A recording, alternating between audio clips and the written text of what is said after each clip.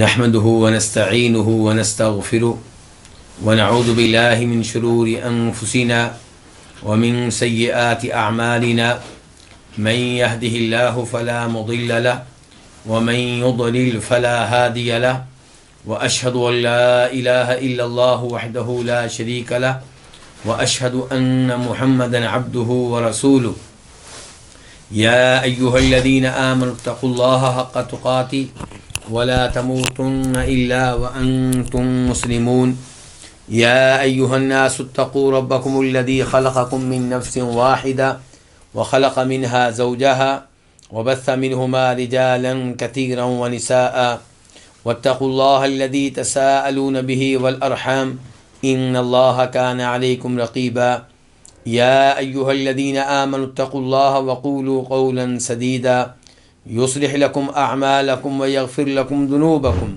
ومن يطع الله ورسوله فقد فاز فوزا عظيما أما بعد فإن خير الحديث كتاب الله وخير الهدي هدي محمد صلى الله عليه وسلم وشر الأمور محدثاتها وكل محدثة بدعة وكل بدعة ضلالة وكل ضلالة في النار۔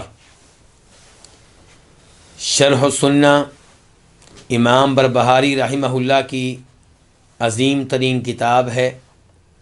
علماء کرام نے اس کتاب کو بہت اہمیت دی ہے۔ بہت سے علماء کرام نے اس کتاب کے بارے میں عربی میں درس دیے ہیں، اس کی شرح لکھی ہے، اور اس کتاب کے مسائل کو علماء کرام نے کئی ایک یعنی کہ مقامات پہ تقسیم کیا ہے، نمبر لگا دیے ہیں تاکہ پڑھنے میں آسانی ہو۔ تو آج ہم پڑھیں گے مسئلہ نمبر 33۔ امام بربہاری یہاں پہ فرماتے ہیں وَيَحِلُّ قِتَالُ الْخَوَارِجِ إِذَا عَرَضُوا لِلْمُسْلِمِينَ فِي أَمْوَالِهِمْ وَأَنفُسِهِمْ وَأَهْلِيهِمْ۔ خوارج سے، خارجیوں سے لڑنا جائز ہے جب وہ مسلمانوں کے درپے ہوں، ان کے مال میں، ان کی جان میں اور ان کے اہل و عیال میں۔ یعنی کہ جب خوارج مسلمانوں کے مال پہ قبضہ کرنے کی کوشش کریں اور انہیں قتل کرنے کی کوشش کریں، ان کے اہل و عیال کو قتل کرنے کی کوشش کریں، تو تب ان سے لڑنا جائز ہے۔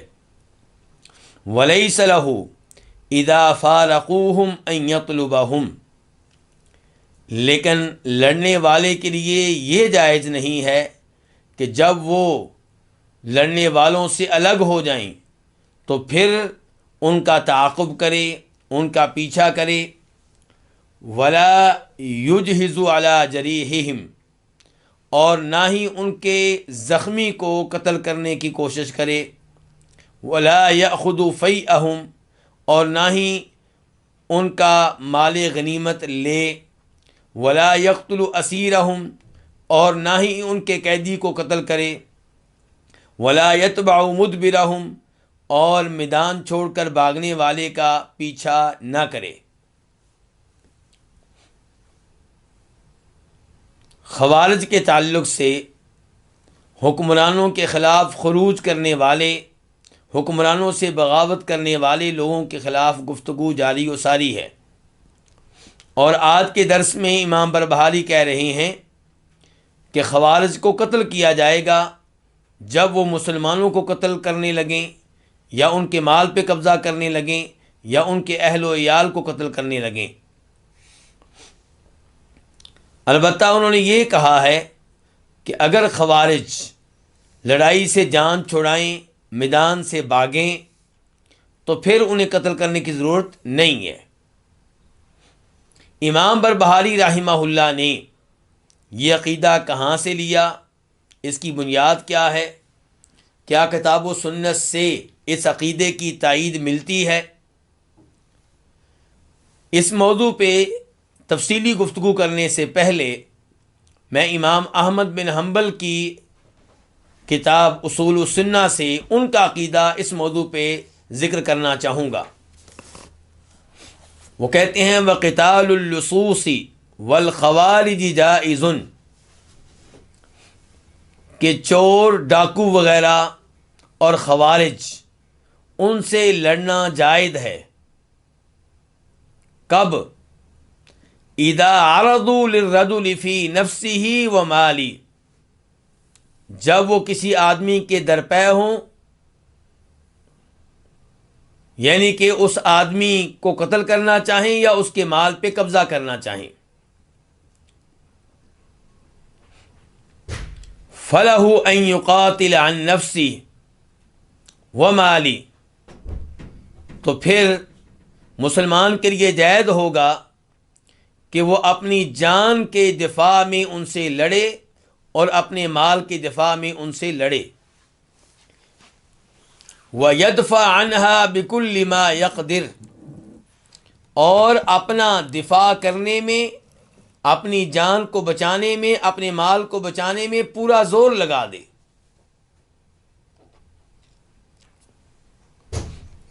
وَلَيْسَ لَهُ إِذَا فَارَقُوهُ أَوْ تَرَكُوهُ أَن يَطْلُبَهُمْ، لیکن اس کے لیے یہ جائز نہیں ہے کہ جب وہ اس سے الگ ہو جائیں،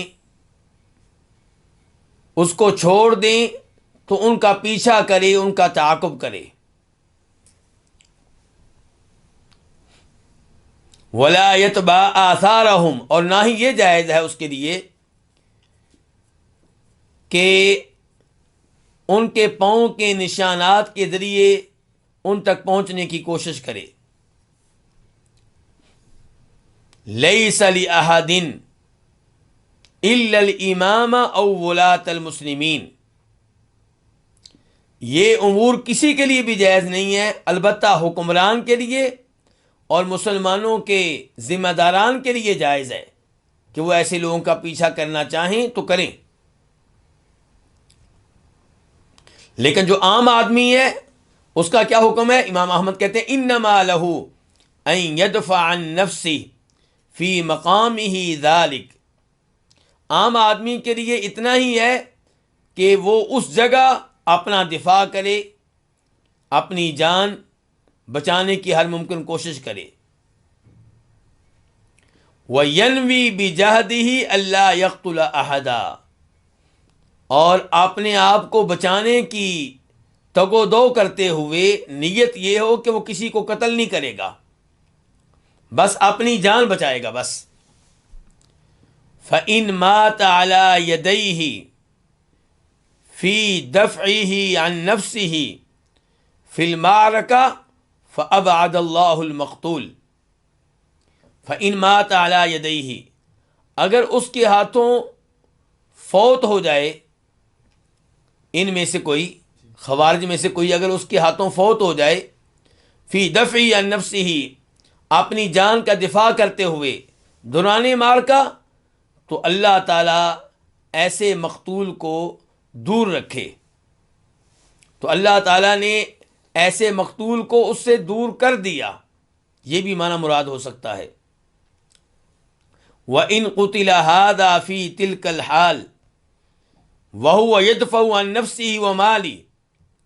وَإِن قُتِلَ هَذَا، اور اگر یہ مسلمان، سچا مسلمان جو خارجی نہیں ہے، جو خوارج میں سے نہیں ہے، جو اپنا دفاع کر رہا ہے، تو اگر یہ قتل ہو جائے اس حالت میں، وَهُوَ يَدْفَعُ عَن نَفْسِهِ وَمَالِهِ، جبکہ وہ اپنی جان کی حفاظت کر رہا ہو، اپنا بچاؤ کر رہا ہو اور اپنے مال کو بچا رہا ہو، تو امام احمد کہتے ہیں رجوت لہ الشہادہ، تو میں امید رکھتا ہوں کہ ایسا شخص شہید قرار پائے گا، ایسے شخص کو شہادت ملے گی. کما جاء فی الاحادیث، جیسا کہ یہ چیز احادیث میں آئی ہے. اس کے بعد امام احمد کہتے ہیں وَجَمِيعُ الْآثَارِ فِي هَذَا، اس معاملے میں جو بھی احادیث آئی ہیں، آثار آئے ہیں، ان کا خلاصہ کیا ہے کہ انما امر بقتالہ ولم یؤمر بقتلہ، کہ اس سچے مسلمان کو جو خوارج میں سے نہیں ہے، یہ حکم دیا گیا ہے کہ وہ خوارج سے لڑے، یہ حکم نہیں دیا گیا کہ انہیں قتل کرے. کیا فرق ہے دونوں میں؟ یعنی کہ جب لڑائی ہوگی تو آپ ان سے لڑیں گے، لیکن جب ان میں سے کوئی آپ کے کنٹرول میں آ جائے یا کوئی میدان چھوڑ کر بھاگ جائے تو پھر آپ کو قتل کرنے کی ضرورت نہیں ہے۔ ولم یؤمر بقتلہ، تو اس کو یہ حکم نہیں ہے کہ اسے قتل کرے، ولا اتباعہ، نہ یہ حکم ہے کہ اس کا پیچھا کرے۔ وَإِنْ أَخَذَهُ أَسِيرًا، اور اگر یہ اس کو پکڑ لے قیدی کے طور پہ، ان کو سے قیدی بنا لے، فَلَيْسَ لَهُ أَن يَقْتُلَ، تو اس کے لیے جائز نہیں ہے کہ اس کو قتل کرے۔ وَلَا يُقِيمَ عَلَيْهِ الْحَدَّ، اور نہ اس کے لیے جائز ہے کہ اس پہ حد قائم کرے، شرعی حد۔ وَلَكِنْ يَرْفَعُ أَمْرَهُ، لیکن اس کو چاہیے کہ اس کا معاملہ لے جائے کس کے پاس؟ إِلَى مَنْ وَاللَّهُ اللَّهُ، ان کے پاس جن کو اللہ نے ذمہ دار بنایا ہے، حکومت دی ہے۔ فَيَحْكُمُ فِيهِ، تو حکمران جو ہے وہ اس کے بارے میں فیصلہ کرے گا۔ یہ ہے امام احمد بن حنبل کا عقیدہ خوارج کے بارے میں، بڑی تفصیل کے ساتھ انہوں نے اپنا عقیدہ بیان کیا ہے۔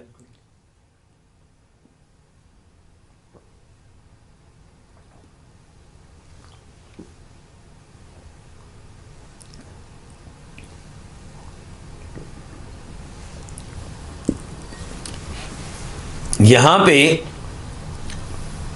سوال یہ پیدا ہوگا کہ اتنی تفصیلات یہ کہاں سے لی گئی ہیں؟ کیا اس بارے میں قرآن و حدیث سے ہمیں نصوص ملتی ہیں، دلائل ملتے ہیں؟ تو جواب یہ ہے کہ اس سارے مسئلے کا دار و مدار ایک اور مسئلے پہ ہے۔ وہ مسئلہ یہ ہے کہ کیا آپ کے نزدیک خوارج مسلمان ہیں یا کافر ہیں؟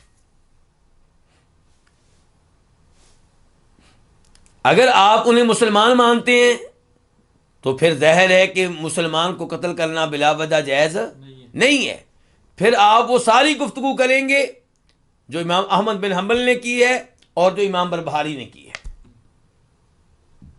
اور اگر آپ کہیں گے کہ وہ کافر ہے تو پھر آپ کہیں گے کہ ان کا پیچھا بھی کیا جائے گا، ان کے زخمی کو بھی قتل کرنا جائز ہے، ان کے قیدی کو بھی قتل کرنا جائز ہے، ان کا مال جو ہے اسے غنیمت بنانا جائز ہے۔ تو پھر سارے امور آپ کیا کہیں گے؟ جائز ہیں۔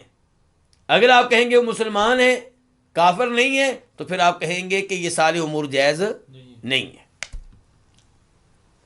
تو آئیے اب جائزہ لیتے ہیں کہ کیا خوارج انہیں علماء کرام نے کافر قرار دیا ہے یا مسلمان قرار دیا ہے؟ اس بارے میں علماء کرام میں اختلاف ہے۔ پہلا قول یہ ہے کہ خوارج کیا ہے؟ کافر ہیں۔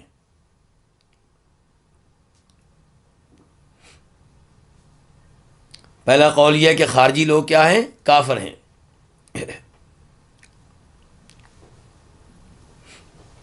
کیا دلیل ہے جی آپ لوگوں کی؟ کیوں اتنا سخت فتویٰ آپ لوگوں نے جاری کیا ہے؟ تو اس بارے میں پہلے نمبر پہ وہ احادیث ہیں جن میں یہ بتایا گیا ہے کہ خارجی لوگ خوارج دین سے نکل جاتے ہیں، خوارج دین سے خارج ہو جاتے ہیں، نکل جاتے ہیں۔ مثال کے طور پہ مسلم شریف کی حدیث نمبر 1066 اور یہ حدیث بخاری میں بھی آئی ہے، وہاں پہ اس کا نمبر ہے 6930۔ حدیث کے راوی ہیں امیر المؤمنین جناب علی بن ابو طالب رضی اللہ تعالی عنہ، جن کا خوارج سے واسطہ پڑا ہے، جنہوں نے خوارج سے لڑائیاں لڑی ہیں۔ وہ کہتے ہیں کہ فرمایا نبی صلی اللہ علیہ وسلم نے، سَيَخْرُجُ قَوْمٌ فِي آخِرِ الزَّمَانِ،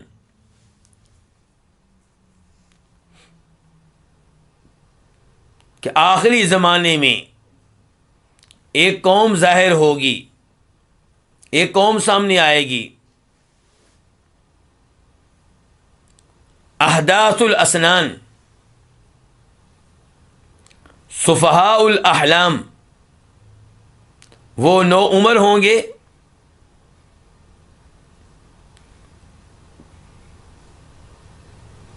اور ہلکی عقل والے ہوں گے۔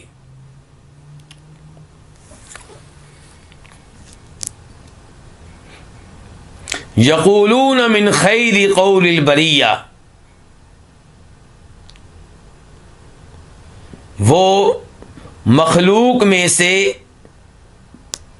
بہترین قول پیش کریں گے، بہترین گفتگو کریں گے، عمدہ ترین گفتگو کریں گے۔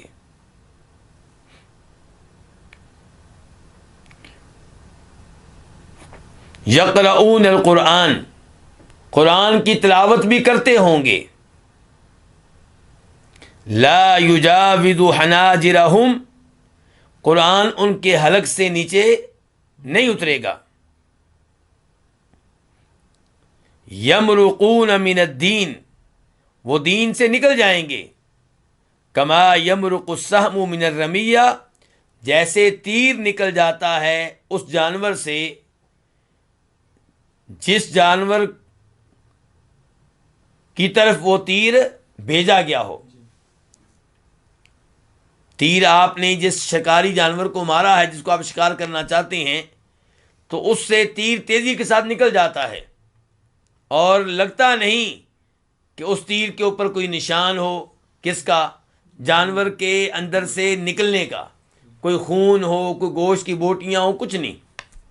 ایسے یہ لوگ دین سے نکل جائیں گے، ان کے دین کا کوئی اثر ان کے اوپر نہیں ہوگا۔ فَإِذَا لَقِيتُمُوهُمْ، جب تم ان سے ملو، جب تمہارا ان سے واسطہ پڑے، فَاقْتُلُوهُمْ، تو انہیں قتل کرو۔ فَإِنَّ فِي قَتْلِهِمْ أَجْرًا، کیونکہ انہیں قتل کریں گے تو آپ کو اجر و ثواب ملے گا۔ فَإِنَّ فِي قَتْلِهِمْ أَجْرًا لِمَنْ قَتَلَهُمْ، جو ان کو قتل کرے گا اسے اس قتل کرنے پہ اجر و ثواب ملے گا۔ کب؟ عند اللہ یوم القیامہ، اللہ سے ملے گا، قیامت کے دن ملے گا۔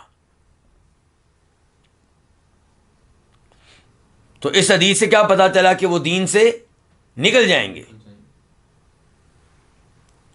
دوسرے نمبر پہ وہ سبب جس کی وجہ سے خوارج کو کئی ایک علماء کرام نے کافر قرار دیا،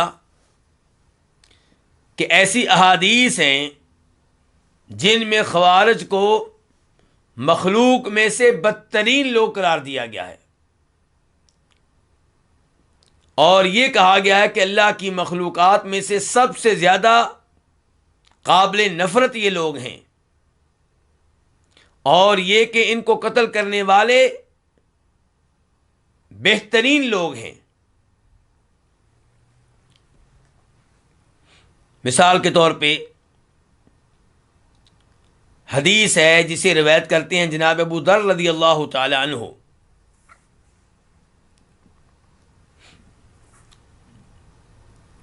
اور امام مسلم اسے اپنی صحیح میں لے کر آئے ہیں۔ نمبر ہے اس کا 1067، 1067۔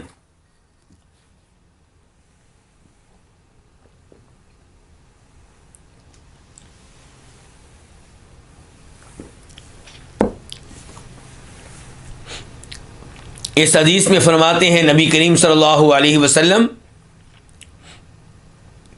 یخرجون من الدین، کہ یہ خوارج دین سے نکل جائیں گے، کما یخرج السہم من الرمیہ، جیسے تیر نکل جاتا ہے اس جانور سے جسے شکار کیا جا رہا ہو۔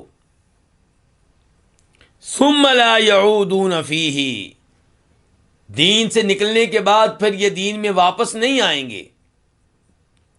ہم شر الخلق والخلیقہ، یہ تمام مخلوقات میں سے بدترین لوگ ہوں گے۔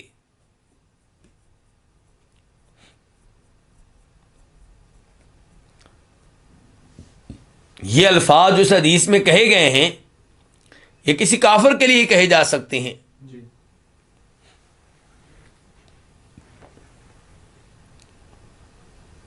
مشہور و معروف صحابی جناب ابو امامہ کہتے ہیں رضی اللہ تعالی عنہ،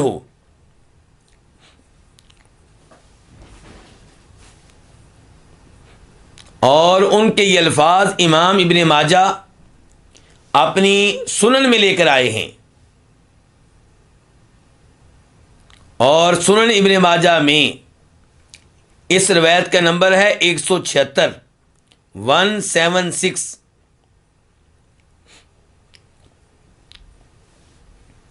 کہتے ہیں ابو امامہ شر قتلا قتلوا تحت ادیم السماء، کہ یہ خوارج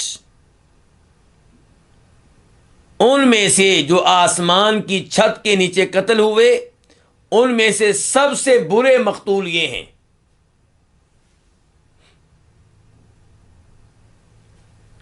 وَخَيْرُ قَتِيلٍ مَنْ قَتَلُوا، اور جن کو یہ قتل کر دیں وہ سب سے اچھے مقتول ہیں.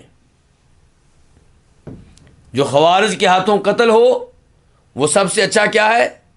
مقتول ہے. اور اگر ان کو کوئی قتل کرے تو پھر یہ سب سے برے مقتول ہیں. کلاب اہل النار، یہ جہنم والوں کے کتے ہیں.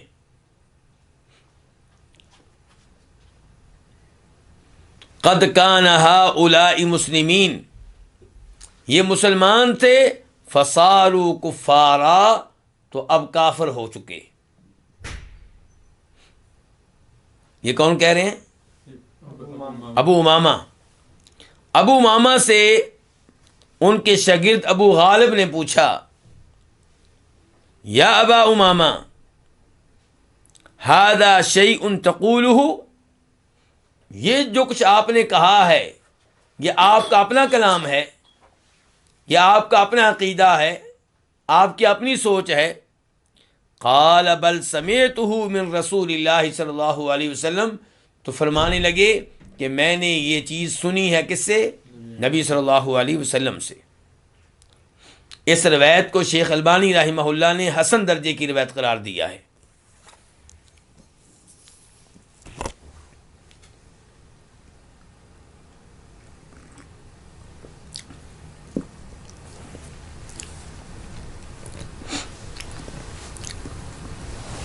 تیسرے نمبر پہ وہ اسباب جن کی وجہ سے خوارج کو کافر قرار دیا جاتا ہے وہ یہ کہ انہوں نے بڑے بڑے عظیم صحابہ کرام کو کافر قرار دیا ہے.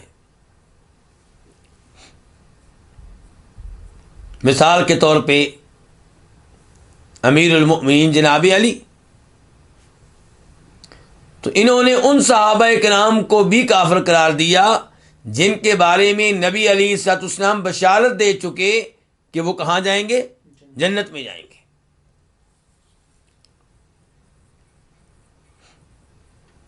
تو جن کو آپ جنت میں جانے کی بشارت دیں ان کو کافر قرار دینا نبی علیہ الصلوۃ والسلام کی احادیث کا انکار ہے.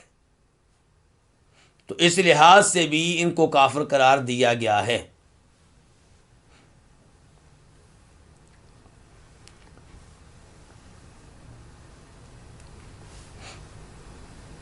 تو یہ تھا پہلا موقف.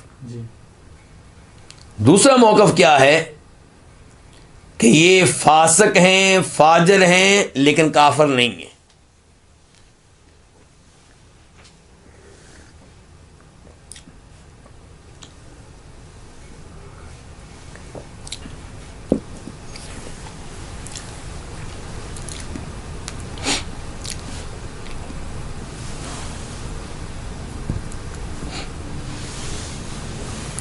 ان کے کیا دلائل ہیں جو کہتے ہیں کہ یہ کافر نہیں ہے بلکہ کیا ہے؟ فاسق ہیں. وہ کہتے ہیں کہ کسی کو اسلام سے خارج کرنا،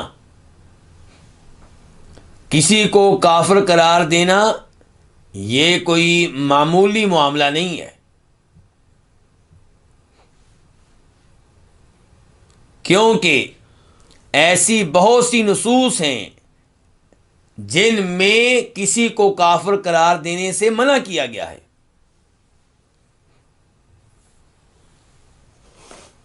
البتہ اگر کسی کے قول سے، کسی کے عمل سے کفر بالکل واضح طور پہ معلوم ہو رہا ہو تو پھر اس کو کافر قرار دینے میں کوئی حرج نہیں ہے، وہ بھی تب جب آپ اس پہ حجت قائم کر چکے ہوں۔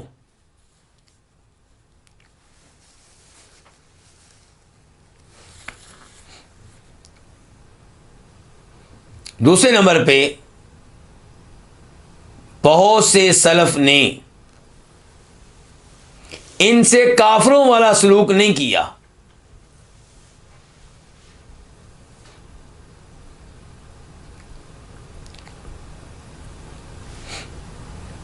ان کی لڑائیاں ہوئیں امیر المؤمنین جناب علی رضی اللہ تعالیٰ عنہ سے،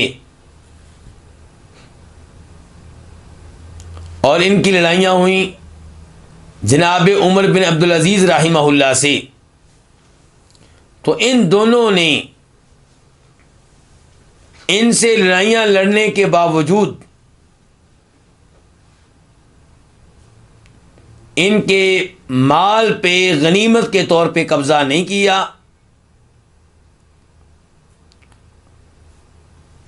اور انہیں غلام وغیرہ بنانے کی کوشش نہیں کی۔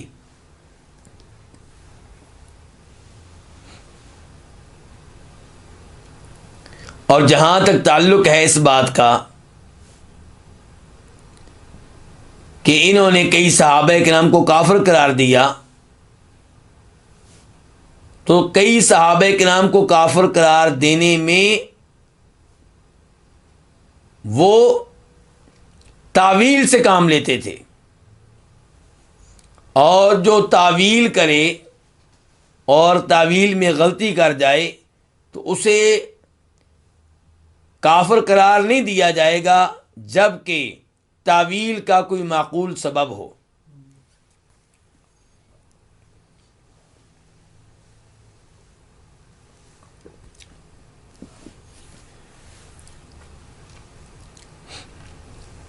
حافظ ابن حجر رحمہ اللہ کہتے ہیں، جنہوں نے بخاری شریف کی شرح لکھی ہے، بخاری شریف کی حدیث کی کیا لکھی ہے؟ شرح، اور اس کتاب کا نام کیا؟ فتح الباری۔ تو یہ اپنی کتاب فتح الباری میں کہتے ہیں وَذَهَبَ أَكْثَرُ أَهْلِ الْأُصُولِ مِنْ أَهْلِ السُّنَّةِ إِلَىٰ أَنَّ الْخَوَارِجَ فُسَاقٌ، کہ اہل سنت والجماعت میں سے اکثر اصولی علماء کرام کا یہ کہنا ہے کہ خوارج فاسق ہیں۔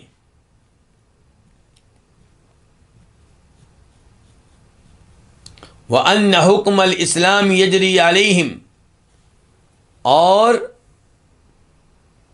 ان پہ ان کے ساتھ مسلمانوں والا سلوک کیا جائے گا، اسلام کا حکم ان پہ چلے گا۔ کیوں؟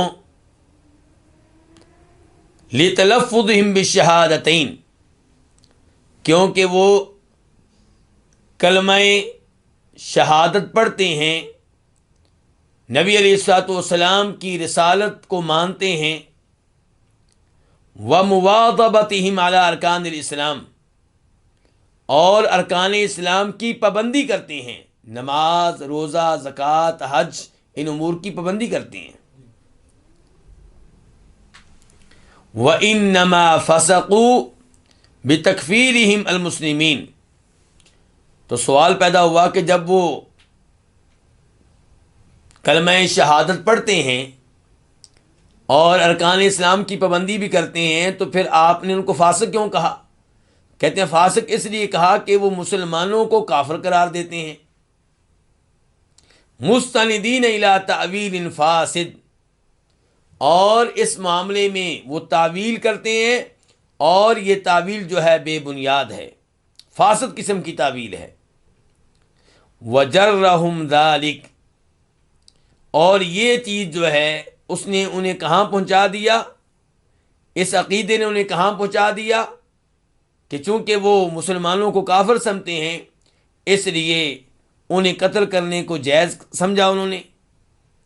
جرہم ذالک الی استباحۃ دماء مخالفیہم و اموالہم، اور مسلمانوں کے مال کو انہوں نے اپنے لیے جائز سمجھا۔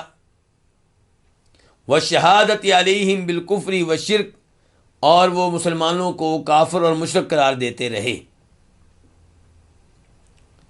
اس کے بعد امام ابن حجر امام خطابی کا قول نقل کرتے ہیں۔ امام خطابی کہتے ہیں اجمع علماء المسلمین علی ان الخوارج مع ضلالتہم فرقۃ من فرق المسلمین، کہ علماء اسلام کا اس بات پہ اتفاق ہے کہ خوارج گمراہ ہونے کے باوجود مسلمانوں کے فرقوں میں سے ایک فرقہ ہیں، یعنی کہ کافر نہیں ہیں۔ وَأَجَازُوا مُنَاكَحَتَهُمْ، اور علماء کرام نے ان سے رشتہ لینے اور دینے کو جائز قرار دیا ہے۔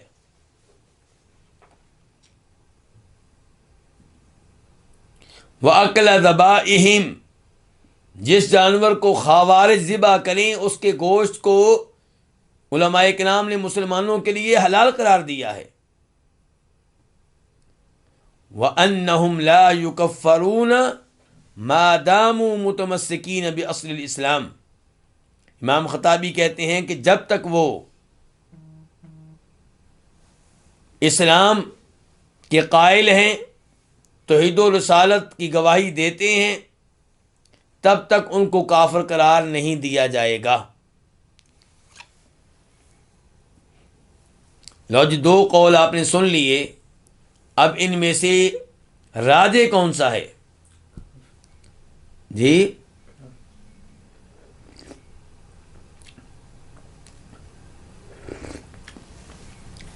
یونس بھائی کہہ رہے ہیں راجح یہ ہے کہ یہ کافر ہیں۔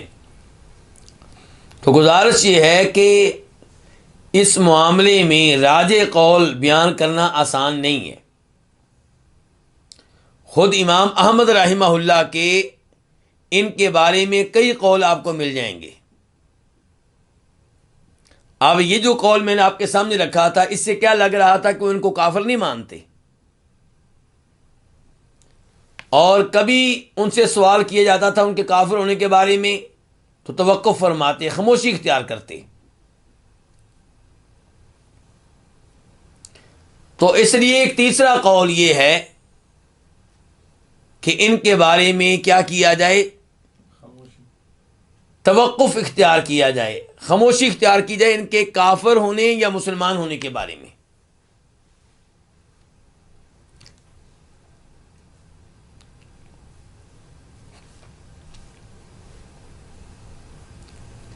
یا پھر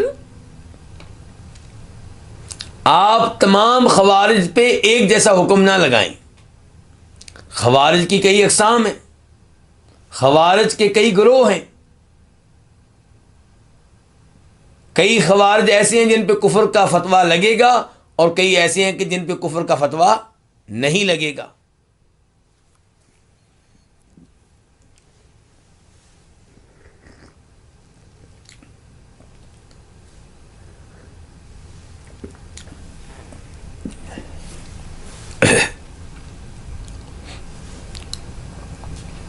خوارج کے نام کیا ہیں؟ خوارج کا ایک نام ہے حکمیہ۔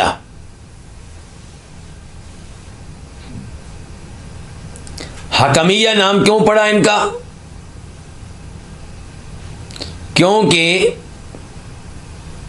جب امیر المؤمنین جناب علی اور امیر معاویہ رضی اللہ تعالیٰ عنہ کی آپس میں لڑائی ہوئی، تو لڑائی کے آخر میں فیصلہ یہ ہوا کہ ایک کمیٹی بنائی جائے جو اس معاملے میں سوچ و بچار کرے اور اس معاملے کا فیصلہ کرے اور ان اختلافات کا حل پیش کرے، تو انہوں نے کہا کہ ہم اس معاملے کو نہیں مانتے، کیونکہ فیصلہ کرنے کا اختیار انسانوں کو نہیں ہے، کس کو ہے؟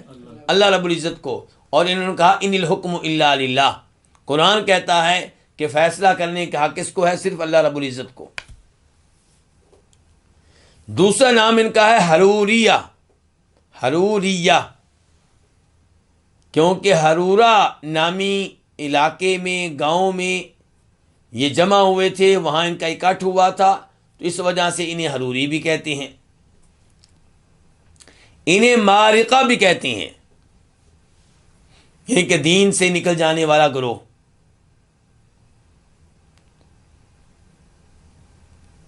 کیا موجودہ زمانے میں خوارج موجود ہیں؟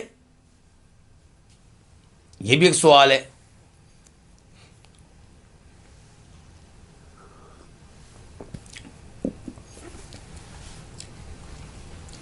تو اس سوال کا جواب یہ ہے کہ خوارج باقاعدہ ایک گروہ کے طور پہ دنیا میں عام طور پہ موجود نہیں ہے۔ البتہ ایک ملک ایسا ہے جہاں پہ خوارج کا ایک گروہ موجود ہے اور ان کی حکومت بھی ہے۔ یہ کون سا ملک ہو سکتا ہے؟ عمان۔ عمان جو ملک ہے وہاں پہ خوارج کا ایک حصہ، ایک گروہ موجود ہے، آبادی۔ یہ لوگ اباضی ہیں۔ یہ کیا ہیں؟ اباضی ہیں۔ البتہ خوارج کے عقائد پاک و ہند میں بہت سے لوگوں میں پائے جاتے ہیں، بہت سی جماعتوں میں پائے جاتے ہیں۔ بہت سے لوگ ایسے ہیں جو خوارج کے عقائد سے متاثر ہیں، اگرچہ وہ اپنے آپ کو خوارج مانتے نہیں ہیں، لیکن نظریات وہی ہیں، عقائد وہی ہیں، سوچ وہی ہے۔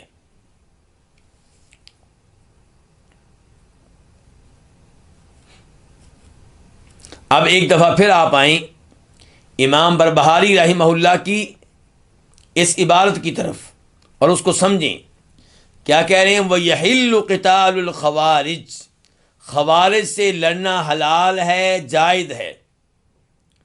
اذا، جب، عرضوا للمسلمین، وہ مسلمانوں کے درپے ہوں، فی اموالہم، ان کے مال میں، ان کی جانوں میں اور ان کے اہل و عیال میں، یعنی کہ جب وہ مسلمانوں کا مال چھیننے کی کوشش کریں، قبضہ کرنے کی کوشش کریں اور مسلمانوں کو قتل کرنے کی کوشش کریں، مسلمانوں کے اہل و عیال کو قتل کرنے کی کوشش کریں اور ان سے لڑنے کے لیے سامنے آ جائیں، تب ان سے لڑنا کیا ہے؟ جائز ہو جائے گا۔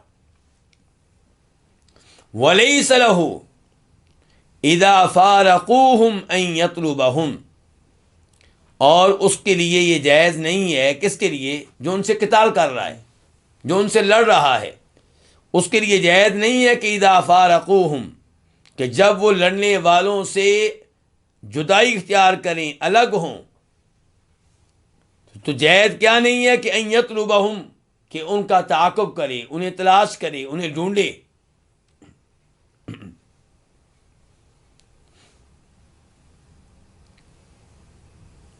ولا یجہز علی جریحہم، اور ان میں سے جو زخمی ہو اسے قتل نہ کرے۔ زخمی کو قتل کیوں نہیں کرنا؟ اور جو جا رہے ہیں ان کا تعاقب کیوں نہیں کرنا؟ کیونکہ لڑائی اس لیے نہیں ہم لڑ رہے تھے کہ وہ کافر ہیں، لڑائی اس لیے لڑ رہے تھے کہ ان کے شر سے محفوظ رہ سکیں۔ تو جب ان میں سے کوئی زخمی ہو گیا تو اب وہ آپ پہ حملہ نہیں کر سکتا، وہ اب آپ کو قتل نہیں کر سکتا۔ جو میدان چھوڑ کے چلا گیا آپ اس کے شر سے بچ گئے۔ وَلَا يَأْخُذُ فَيْئَهُمْ، اور ان کا مال بھی نہ لے، ان کا مال غنیمت نہ لے۔ کیوں؟ وَلَا يَأْخُذُ فَيْئَهُمْ، کیوں؟ کیونکہ وہ کیا؟ مسلمان ہیں۔ جب آپ ان کو مسلمان مانتے ہیں تو آپ ان کے مال کو غنیمت کا مال قرار نہیں دیں گے۔ ولا یقتل اسیرہم، اور ان میں سے جو قیدی ہو اسے بھی قتل نہ کرے. کیوں؟ کیونکہ اب آپ کا قیدی بن چکا، اب آپ اس کے شر سے محفوظ ہو گئے. ولا یتبع مدبرہم، اور ان میں سے پیٹھ پھیر کر بھاگنے والے کا بھی پیچھا نہ کرے.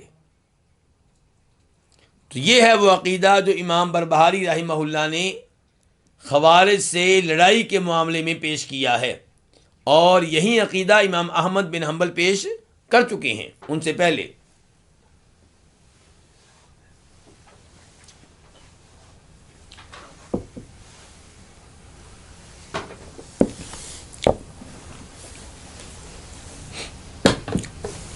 اب میں آپ کے سامنے نسائی شریف کی ایک روایت پیش کرنا چاہوں گا. تفصیلی روایت ہے، آپ توجہ سے سنیے گا، اس سے آپ کو پتہ چلے گا کہ خوارج کس قدر سطحی سوچ کے مالک ہوتے ہیں، کس قدر سطحی سوچ کے مالک ہوتے ہیں، اور کیسے شکوک و شبہات میں واقع ہو جاتے ہیں. اور یہ کہ علماء کرام اگر محنت کریں تو ان میں سے کئی سدھر جاتے ہیں، ان کی اصلاح ہو جاتی ہے. اور یہ کہ اگر وہ شبہات کا ازالہ کرنے کی کوشش کے باوجود اپنے عقائد کو ترک کرنے کے لیے تیار نہ ہوں اور مسلمانوں پہ حملے کریں، مسلمانوں پہ ظلم و زیادتی کریں، تو پھر وقت کا حکمران ان سے لڑے گا اور ان کا خاتمہ کرے گا، انہیں نیست و نابود کرے گا. یہ جو اثر میں بیان کرنے لگا ہوں اسے امام نسائی نے روایت کیا ہے. امام نسائی کی حدیث کی 2 کتابیں ہیں. کون کون سی؟ ایک مشہور جس کو ہم کہتے ہیں سنن نسائی، اور علماء کرام اس کو ساتھ کیا کہتے ہیں؟ المجتبہ. اور ایک سنن نسائی ہے الکبریٰ. امام نسائی کی حدیث کی وہ کتاب جو بڑی کتاب ہے، جس میں احادیث کہیں زیادہ ہیں. تو وہاں پہ امام نسائی اس اثر کو لے کر آئے ہیں، اور اس واقعے کا تذکرہ انہوں نے سند کے ساتھ کیا ہے. اور اس کے راوی ہیں عبداللہ بن عباس رضی اللہ تعالی عنہ. کہتے ہیں کہ لما خرجت الحروریہ، جب حروری لوگ نکلے، کیا مطلب؟ ظاہر ہوئے. اور حروری سے مراد کون ہے؟ خوارج. جب خوارج ظاہر ہوئے، اعتزلوا فی دار، تو مسلمانوں سے الگ ہو کے ایک گھر میں چلے گئے، کسی کھلے حویلی وغیرہ میں چلے گئے. وَكَانُوا 6,000، ان کی تعداد کتنی تھی؟ 6,000. فَقُلْتُ لِعَلِيٍّ، عبداللہ بن عباس کہتے ہیں میں نے امیر المؤمنین جناب علی سے کہا، یا امیر المؤمنین، اے مومنوں کے امیر، میری درخواست ہے کہ ابرد بالصلاۃ، آپ نماز کو کچھ لیٹ کر دیں. الفاظ بتا رہے ہیں کہ یہ نماز کون سی ہوگی؟ ظہر کی ہوگی. لعلی، تاکہ میں اکلم ہؤلاء القوم، تاکہ میں ان لوگوں سے بات چیت کر سکوں، ان سے گفتگو کر سکوں. کن سے؟ خوارج سے. یعنی کہ عبداللہ بن عباس ان سے مذاکرات کرنا چاہتے ہیں، گفتگو کرنا چاہتے ہیں، انہیں سمجھانا چاہتے ہیں.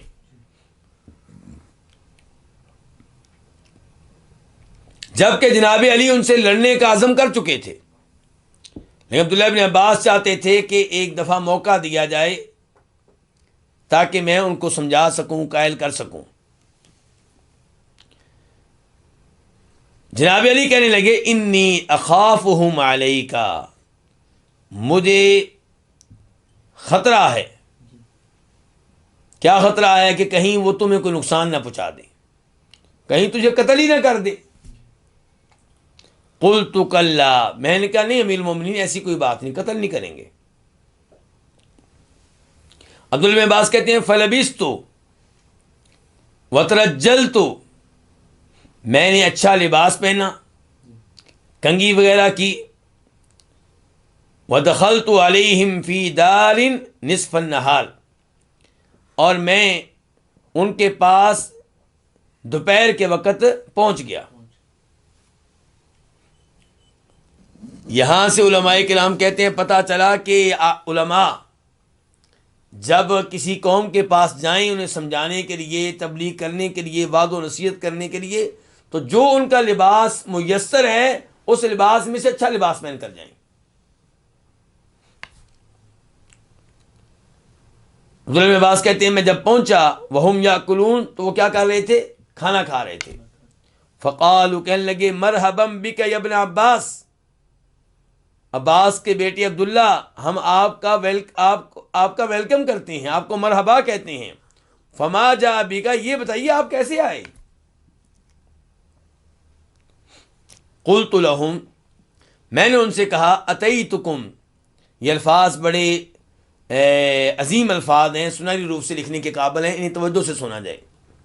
کہتے ہیں اتیتکم من عند اصحاب النبی صلی اللہ علیہ وسلم المہاجرین والانصار، میں تمہارے پاس آیا ہوں نبی کریم صلی اللہ علیہ وسلم کے صحابہ کرام کی طرف سے، مہاجرین و انصار کی جانب سے آیا ہوں تمہارے پاس.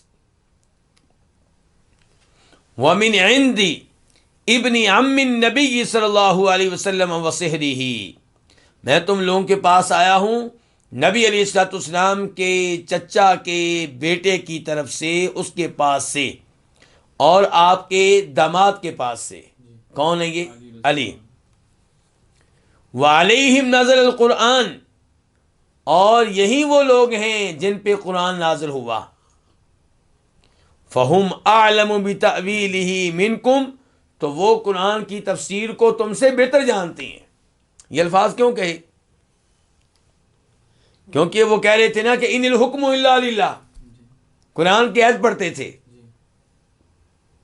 کہ اللہ نے کہا کہ فیصلہ کرنے کا اختیار صرف اللہ تعالیٰ کو ہے، اور یہ علی رضی اللہ عنہ نے، یہ تو رضی اللہ میں کہہ رہا ہوں، وہ تو نہیں کہتے تھے نا، علی رضی اللہ عنہ نے فیصلہ کرنے کا اختیار کن کو سونپ دیا؟ انسانوں کو. تو یہ کافر ہو گئے. تو کافر قرار دینے کے لیے دلیل کس کو بنایا تھا؟ قرآن کی آیت کو.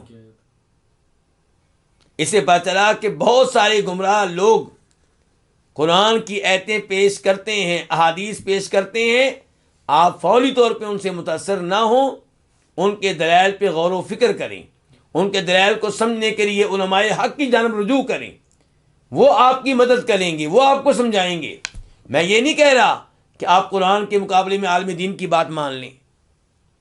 میں یہ کہہ رہا ہوں کہ عالم دین سے رابطہ کریں، شاید وہ اس آیت کی صحیح تفسیر آپ کو بتا سکے، شاید کسی اور آیت کے ذریعے اس آیت کا معنی واضح کر سکے.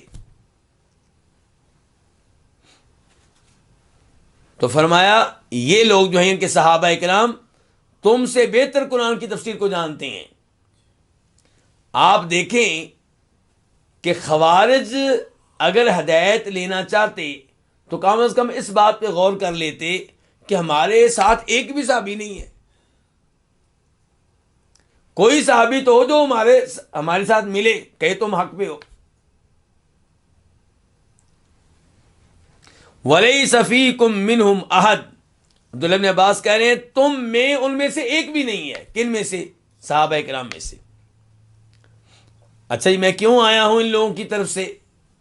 لِأُبَلِّغَكُم مَّا يَقُولُونَ، تاکہ میں تمہیں بتا سکوں کہ وہ کیا کہتے ہیں، ان کا کیا موقف ہے. وَأُبَلِّغَهُم مَّا تَقُولُونَ، اور میں ان کو جا کر بتا سکوں کہ تمہارا کیا موقف ہے، تم کیا کہتے ہو. فَانْتَهَا لِي نَفَرٌ مِّنْهُمْ، عبداللہ بن عباس کہتے ہیں ان میں سے ایک گروپ میرے ساتھ الگ ہو کے بیٹھ گیا. یعنی ہماری گفتگو اب شروع ہونے لگی ہے باقاعدہ.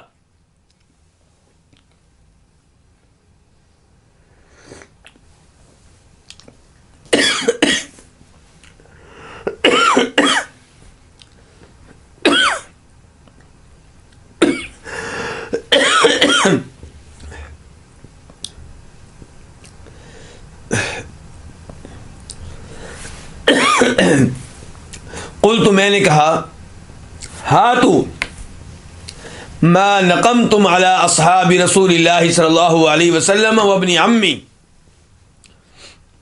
لاؤ تمہیں کیا کیا اعتراض ہیں نبی علیہ الصلوۃ والسلام کے صحابہ کرام پہ اور آپ کے چچا کے بیٹے پہ. قالوا ثلاث، ہمیں کتنے اعتراض ہیں؟ 3. قلت ما ہن، میں نے کہا وہ کیا ہیں؟ قال، تو ان کا نمائندہ کہنے لگا اما احداہن، ان 3 میں سے پہلا اعتراض یہ ہے کہ فَإِنَّهُ حَكَّمَ الرِّجَالَ فِي أَمْرِ اللَّهِ، کہ علی نے کیا کیا ہے اللہ کے معاملے میں، معاملہ شریعت کا، اللہ کے معاملے میں جج کن کو بنایا ہے، فیصل کن کو بنایا ہے، فیصلے کا اختیار کن کو سونپا ہے؟ الرجال، لوگوں کو، مردوں کو. وقال اللہ، اور اللہ تعالیٰ کیا کہتے ہیں؟ ان الحکم الا للہ، فیصلہ کرنے کا اختیار صرف اللہ کو ہے، صرف، کیونکہ کیا آ گیا؟ الا آ گیا. ما شأن الرجال والحکم، کہ ان مردوں کا فیصلہ کرنے سے کیا تعلق؟ فیصلہ تو اللہ کرتا ہے. قلت، میں نے کہا ہذہ واحدہ، یہ تمہارا ایک اعتراض ہو گیا. دوسرا لاؤ. کہنے لگے واما الثانیہ، جہاں تک تعلق ہے دوسرے اعتراض کا، فإنہ قاتل، تو علی نے، ہم تو کہیں گے امیر المؤمنین جناب علی، لیکن وہ تو نہیں کہیں گے نا. کہنے لگے فإنہ قاتل، انہوں نے لڑائی لڑی. لڑائی کس سے لڑی تھی؟ امیر معاویہ سے. ولم یسبی، اور جن سے لڑائی لڑی ہے ان کو قیدی نہیں بنایا. ولم یغنم، ان کے مال پہ غنیمت کے طور پہ قبضہ بھی نہیں کیا. ان کانوا کفارن، اگر تو وہ کافر تھے. کون؟ معاویہ اور ان کا لشکر. اگر وہ کافر تھے لقد حل سباہم، تو پھر ان کو قیدی بنانا کیا ہے؟ جائز ہے. پبلک کے مفتی جو ہوتے ہیں نا، ہمارے عام لوگ جو ہوتے ہیں مساجد میں، ماشاءاللہ ان میں نیکی کا جذبہ ہوتا ہے، بڑے اچھے خیالات ہوتے ہیں، وہ اپنے فتوے ایسے ہی جاری کر رہے ہوتے ہیں. اب دیکھیے کیا کہہ رہے ہیں، اگر یہ کافر تھے تو پھر ان کو قیدی بنانا بھی جائز ہے. وَلَئِن كَانُوا مُؤْمِنِينَ، اور اگر یہ مومن تھے تو ما حل سباہم ولا قتالہم، تو پھر قیدی بنانا جائز نہیں ہے، تو ان سے لڑنا بھی جائز نہیں ہے. لڑائی کیوں کی پھر؟ یعنی کہ آپ کی طرف سے دیکھیں وہ کتنے عقل مند بن رہے ہیں. کہہ رہے ہیں کہ علی کے پاس کوئی جواب نہیں رہے گا، یا تو کہیں کہ یہ کون ہے؟ کافر. کافر ہیں تو کافروں کو قیدی بھی بنانا چاہیے. اور اگر یہ کیا ہیں؟ مسلمان ہیں، تو پھر لڑائی کیوں لڑی ہے؟ مسلمانوں سے لڑنا جائز نہیں ہے.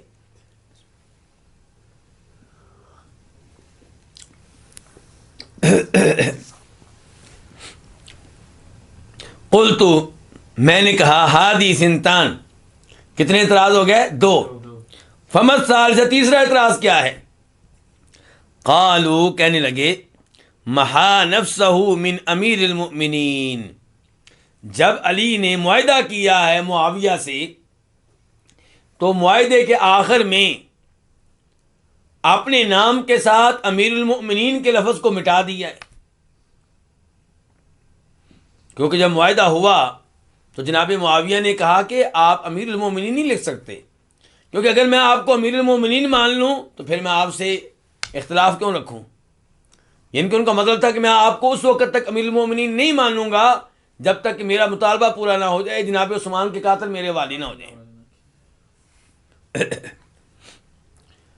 تو جناب علی صلح پسند تھے، انہوں نے کیا کیا؟ ان کا کوئی بات نہیں، میرا نام رہے گا امیر المومنین، مٹا دو. مٹا دیا. تو اب یہ کیا کہہ رہے ہیں؟ کہتے ہیں محا نفسہ من امیر المؤمنین. اور یہ یاد رہے کہ یہ خوارج لڑائی میں جناب علی کے لشکر کا حصہ تھے. وہ تو الگ تب ہوئے نا جب جناب علی نے صلح پہ رضامندی ظاہر کی اور کمیٹی بنا دی، تب الگ ہوئے تھے. تو کہتے ہیں کہ انہوں نے امیر المؤمنین کے لفظ کو اپنے نام کے سے کیا کیا ہے؟ ہٹا دیا ہے. فَإِن لَمْ يَكُنْ امیر المؤمنین، اگر یہ مومنوں کے امیر نہیں ہیں کیونکہ انہوں نے مٹا دیا ہے، تو فَهُوَ امیر الکافرین، پھر یہ کافروں کے امیر ہے. ایسے دلائل ہوتے ہیں ہم لوگوں کے، یا یہ ہو، بس درمیان میں کوئی راستہ نہیں.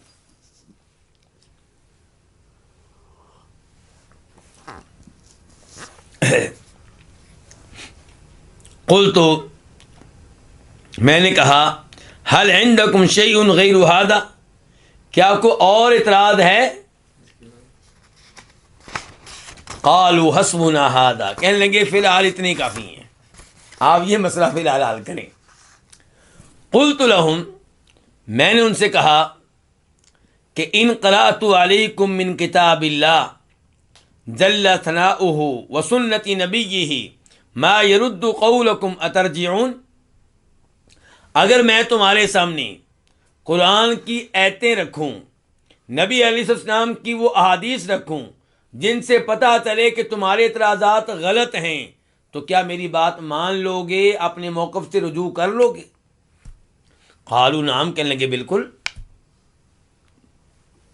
قلت، میں نے کہا، اما قولکم حکم الرجال فی امر اللہ فانی اقرأ علیکم فی کتاب اللہ ان قد سیر اللہ حکمہ الی الرجال فی ثمن ربع درہم. تمہارا پہلا اعتراض یہ تھا کہ علی نے اللہ کے معاملے میں انسانوں کو، مردوں کو فیصلے کا اختیار دیا ہے. تو میں تمہارے سامنے اللہ کی کتاب سے وہ آیت پڑھوں گا جس سے پتہ چلے گا کہ خود اللہ رب العزت نے مردوں کو فیصلہ کرنے کا اختیار سونپا ہے، دیا ہے، ایک ایسی چیز میں جس کی قیمت درہم کا چوتھا حصہ ہے، یعنی کہ معمولی سی چیز.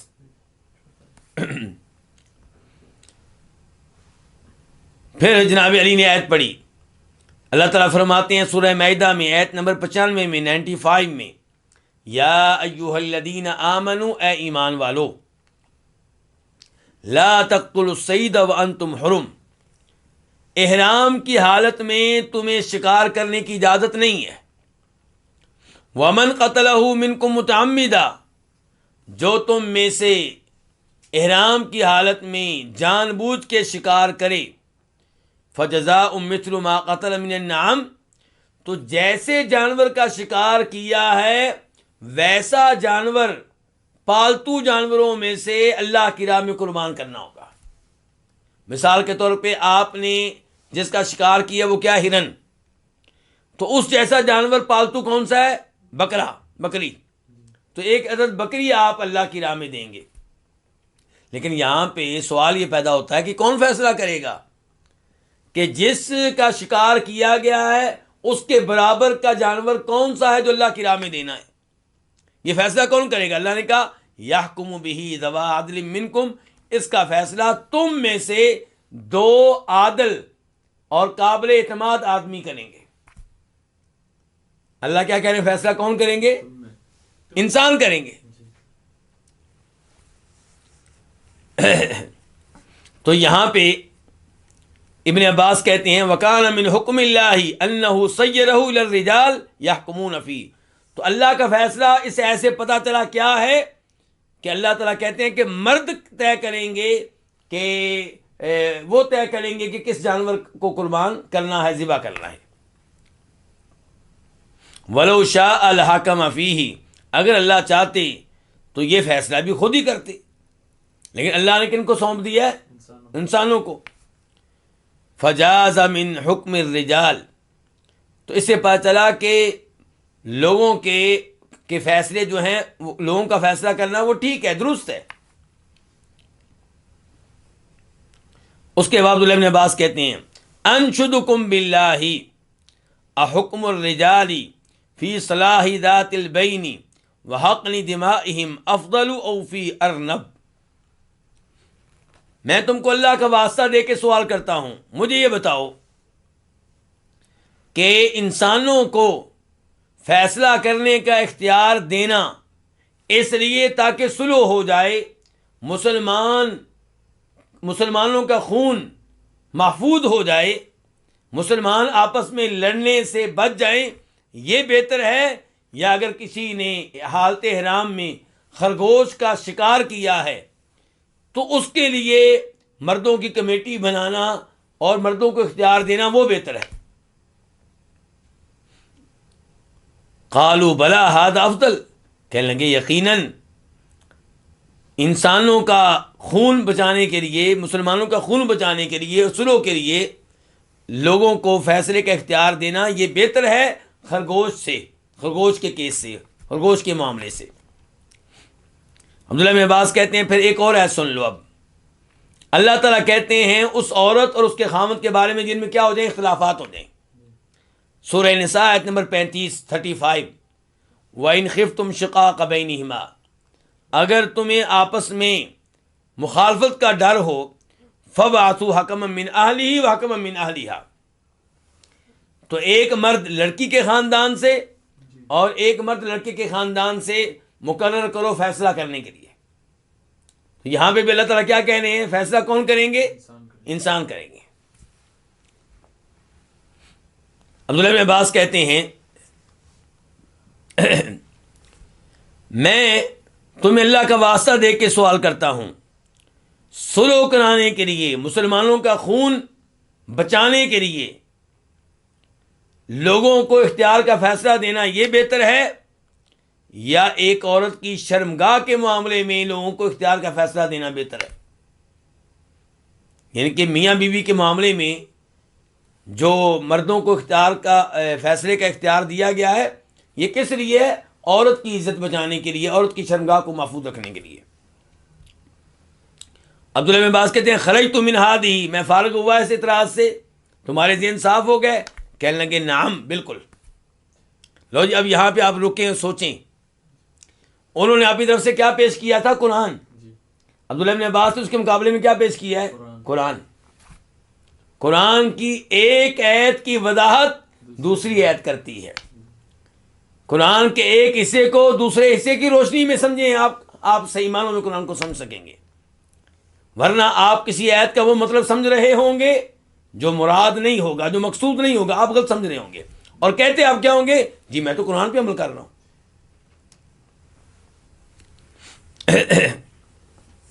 تو پھر اس آیت کا مطلب کیا ہوا؟ ان الحکم الا للہ، مطلب یہ ہے کہ فیصلہ چلے گا کس کا؟ اللہ کا، اور قرآن میں جو کچھ آیا ہے یہ اللہ کے فیصلے ہیں، اور احادیث میں جو آیا ہے یہ اللہ کے فیصلے ہیں۔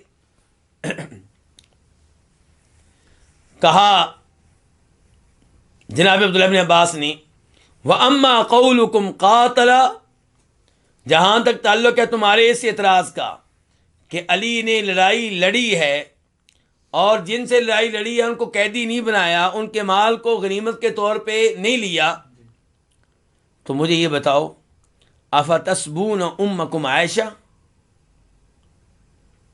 علی نے اب لڑائی لڑی ہے معاویہ سے، پہلے لڑائی لڑی تھی عائشہ سے، تو کیا تم یہ پسند کرو گے کہ قیدیوں میں تمہاری ماں عائشہ بھی ہو؟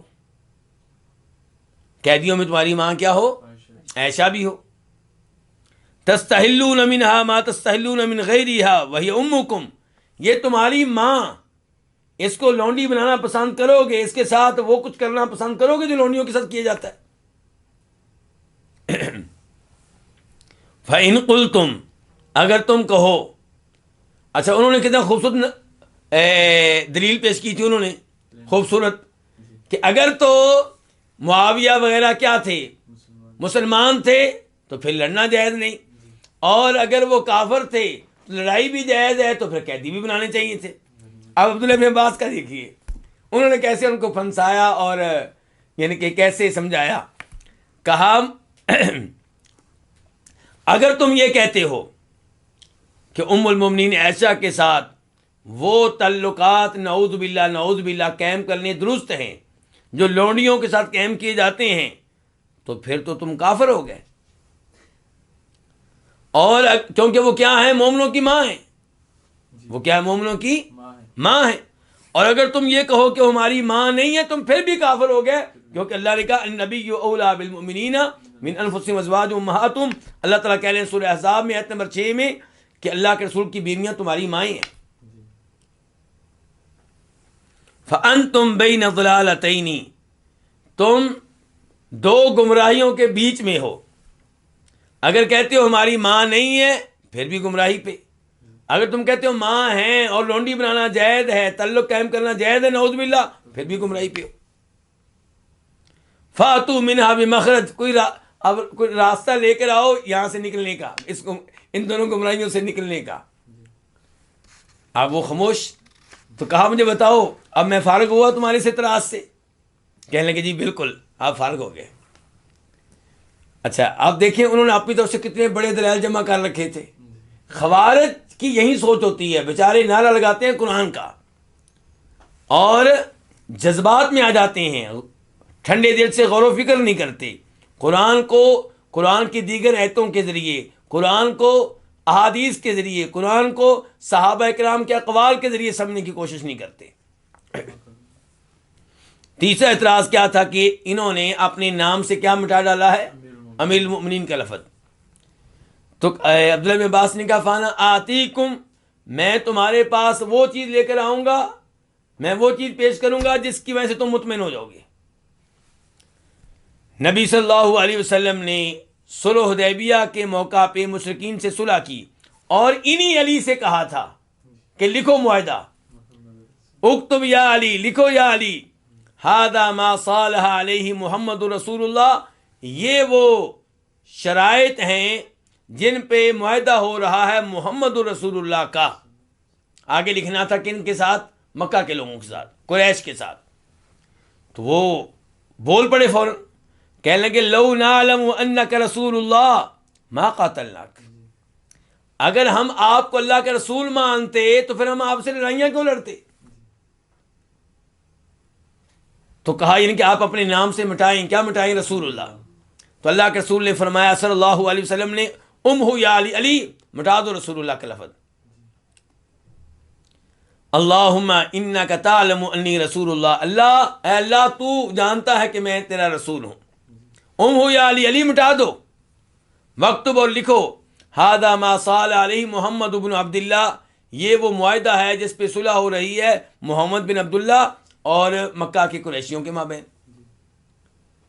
عبداللہ بن عباس کہتے ہیں کہ اللہ کے رسول نے اپنے نام سے کیا مٹا ڈالا؟ رسول اللہ۔ تو کیا رسول اللہ تھے کہ نہیں تھے؟ کہا اور اللہ کی قسم اللہ کے رسول علی سے کہیں بہتر ہیں، اور آپ نے اپنے نام کے آگے سے رسول اللہ مٹا ڈالا، لیکن آپ کے مٹا ڈالنے سے آپ کی نبوت ختم نہیں ہو گئی۔ ایسے ہی علی نے امیر المومنین کا لفظ مٹا ڈالا ہے، اس کا مطلب یہ نہیں کہ ان کی امارت ختم ہوگی، خلافت ختم ہو گئی ہے۔ کہا اخرجت من ہذہ، بتاؤ اس اعتراض سے بھی میں فارغ ہوا؟ کہنے لگے بالکل۔ تو عبداللہ بن عباس کہتے ہیں کہ کتنے لوگ تھے وہ؟ 6000، 2000 ان میں سے واپس آ گئے۔ علم عبداللہ بن عباس کا، علم کا فائدہ، 2000 لوگ قتل ہونے سے بچ گئے اور باقی ادھر ہی رہے، 4000 وہ گمراہی پہ رہے، اور ان سے پھر مہاجرین و انصار صحابہ کرام نے لڑائیاں لڑیں۔ تو اب آپ اندازہ کریں یہاں سے یہ صورتحال ہوتی ہے کن کی؟ خوارج کی، کہ یہ چند باتیں اپنے ذہن میں بٹھا لیتے ہیں اور سمجھتے ہیں کہ ہم حق پہ ہیں، باقیوں کو کافر قرار دیتے ہیں۔ اس میں کوئی شک و شبہ نہیں کہ خوارج عام طور پہ کیا ہوتے ہیں؟ نیکی پہ ہوتے ہیں، تقویٰ پہ ہوتے ہیں، نمازیں پڑھنے والے ہوتے ہیں، صدقہ خیرات کرنے والے ہوتے ہیں، اذکار کا اہتمام کرنے والے ہوتے ہیں۔ لیکن اس کا مطلب یہ نہیں ہے کہ جو گناہ کرتا نظر آئے آپ اس کو کافر قرار دے دیں۔ اگر آپ کسی کو سود لیتا ہوا دیکھیں تو آپ کہہ دیں کافر ہے، بھی آپ کہیں مجرم ہے، کبیرہ گناہوں کا ارتکاب کر رہا ہے، جہنم میں جائے گا، یہ بات صحیح ہے، لیکن کافر اس کو قرار نہ دیں۔ ایسے ہی آپ کا جو حکمران ہے اس میں غلطیاں ہوں گی، یقیناً ہوں گی، کیونکہ معصوم نہیں ہے، تو آپ اس کی اچھے طریقے سے اصلاح کرنے کی کوشش کریں۔ یہ نہیں ہے کہ آپ پبلک میں اس کے خلاف انقلاب اور بغاوت کا اعلان کر دیں۔ بلکہ یہاں پہ مجھے چھوٹی سی چیز یاد آئی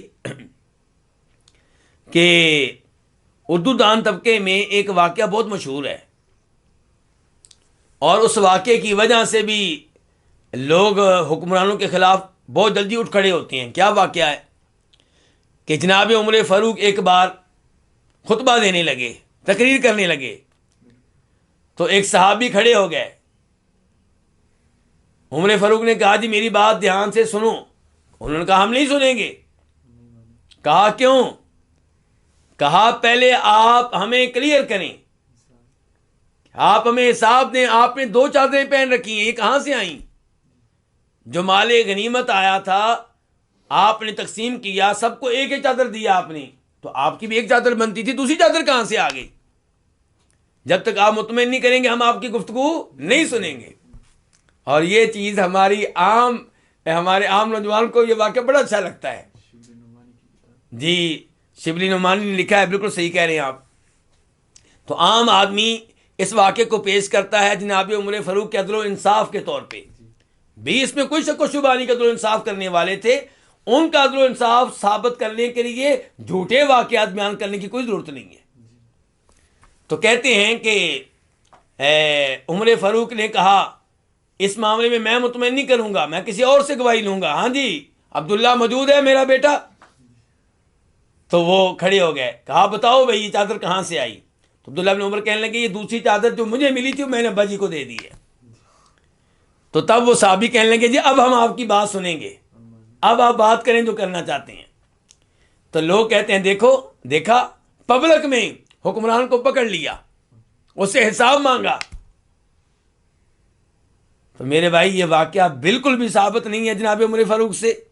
اس واقعے کی کوئی حقیقت نہیں ہے، اور نہ ہی صحابہ کرام کا ایسا رویہ ہوا کرتا تھا.